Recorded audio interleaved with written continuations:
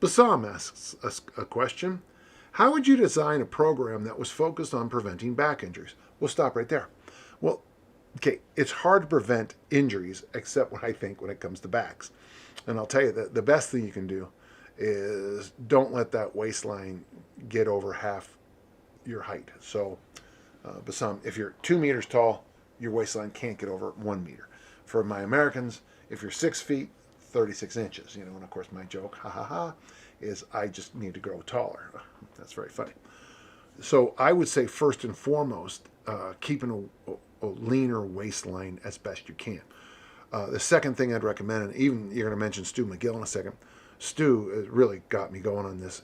Walk, walk, walk, walk, walk. I think walking might be the best thing you can do for your lower back. Once I started incorporating walking immediately after my Olympic lifts, I haven't had a tinge of issue.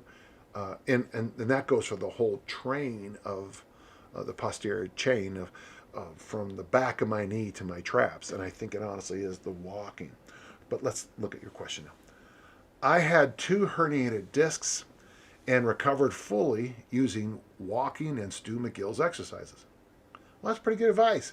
The curl up, the side plank, and of course, who can forget the third one? Me. I'm pain-free and have no symptoms now and would like to get back to training.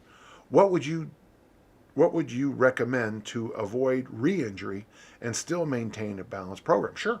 Push, pull, hinge, squat, loaded carry. Your push, your pull, and the squat should be the exact same numbers. So if it's 3 sets of 8 in the military press, it's 3 sets of 8 in the row or lat pull down, 3 sets of 8 in the front squat.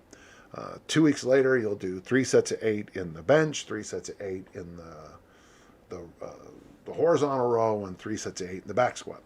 And 5 sets of 5, 3 sets of 5, 5 sets of 3, whatever. Just play around with the numbers. What I just said isn't bad. For the hinge, because of the back issues, find a deadlift or swing variation that you feel not just confident about, but like ridiculously confident. Like if you're doing rack deadlifts, and I usually say 1 inch below the knee or 1 inch above the knee, go 3 or 4 inches above the knee or whatever, whatever you can do. Hinge safer than you think. And then on loaded carries, suitcase carry, suitcase carry, suitcase carry. Stu McGill agrees with this. Push, pull, squat. Get a nice balance in there. I think I wouldn't go heavy on the squats necessarily in the beginning. That's why there's great value in the goblet squat and the overhead squat, which is going to give you mobility and flexibility that's kind of hard to find. And then the suitcase carry is marvelous, and just figure out the hinge and walk, walk, walk, walk. Bassam, I already think you're doing a lot of the right things. I would keep doing Stu's exercises, but I would sprinkle them into some kind of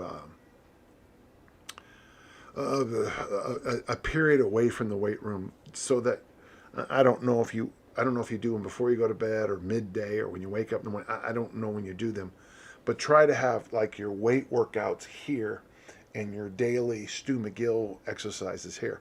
I like the idea of doing the Stu McGill Big 3 on the back and then going for a walk every day. Boy, that's by itself would be money. Boy, I hope that helps. And a lot of our listeners have back injuries, and it's helped a lot of other people. Same basic advice, and I hope it helps you.